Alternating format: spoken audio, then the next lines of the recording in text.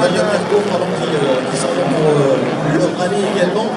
Je me souviens au moment où j'étais dans le bac étroit, parce que ça m'est arrivé de temps en temps, notamment avec de faire copilote dans ce qui était encore l'annexe provinciale à l'époque.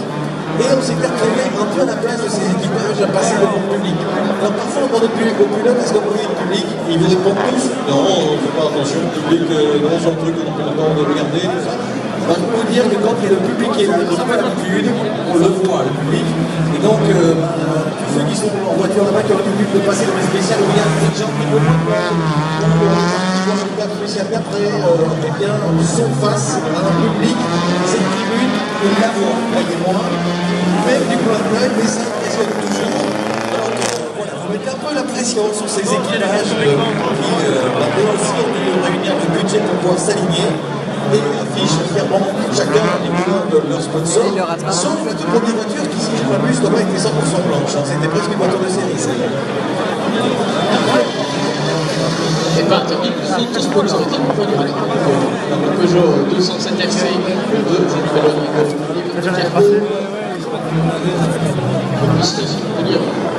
sur l'étape spéciale, avec cette alternance de terre et d'asphalte. Bien récupéré de la part de l'Écoutille. Alors ça, c'est surtout l'Écoutille qui a récupéré, puisque c'est une petite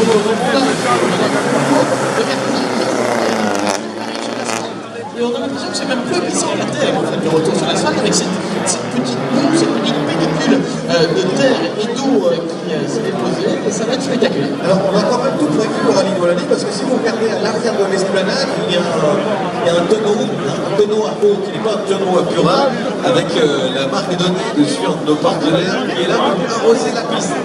Pas sûr qu'on en ait vraiment plein aujourd'hui. C'est pour éviter la poussière, généralement. Oui.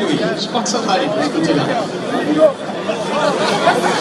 Les conditions idéales pour la pratique du rallye. Pour l'instant, on ne peut pas, mais c'est glissant et les concurrents peuvent assurer le show sur cette esplanade. On départ dans quelques instants de la numéro 95 de Marnix et Grégory Corfailly. Normalement, il devrait avoir plusieurs voitures dans la spéciale show.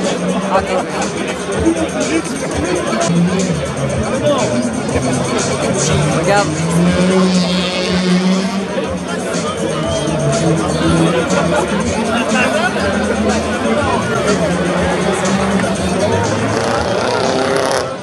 Numéro 97, Jean-Louis Delogne, Didier 22 Kirko, Peugeot 207 RC, c'est parti également pour cette étude.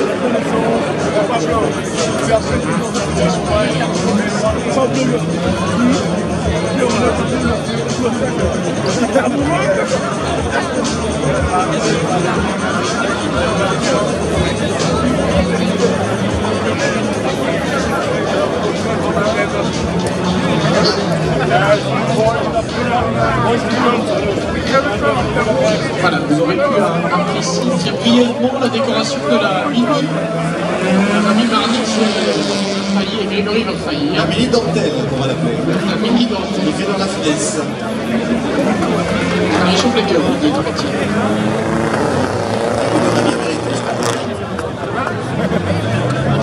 Alors là, c'est le paysage complètement différent. Si on prend les mêmes concurrents dans le même décor tout à l'heure, il y a un élément qui a changé. Un peu à la lumière.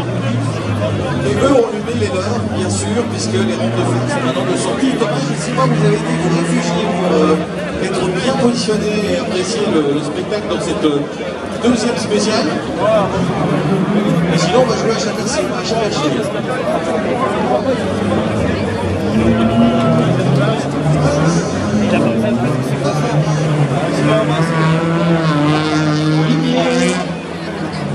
Olivier, à votre droite. Pour applaudir.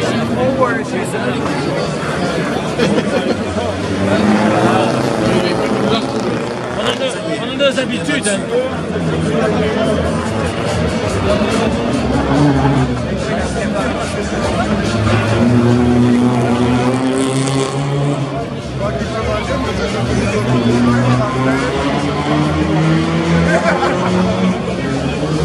L'une des demoiselles au volant, sur deux, si je ne m'abuse, il y a Elisabeth Fanny, Babette pour les Kyo Perez. C'est Kevin Petit Frère qui est dans le baquet droit et qui fait une bonne note. Qui aura un peu plus tard en positionné avec la Golf 3 Kick. Préparé par le paternel Jean-Marie Delis.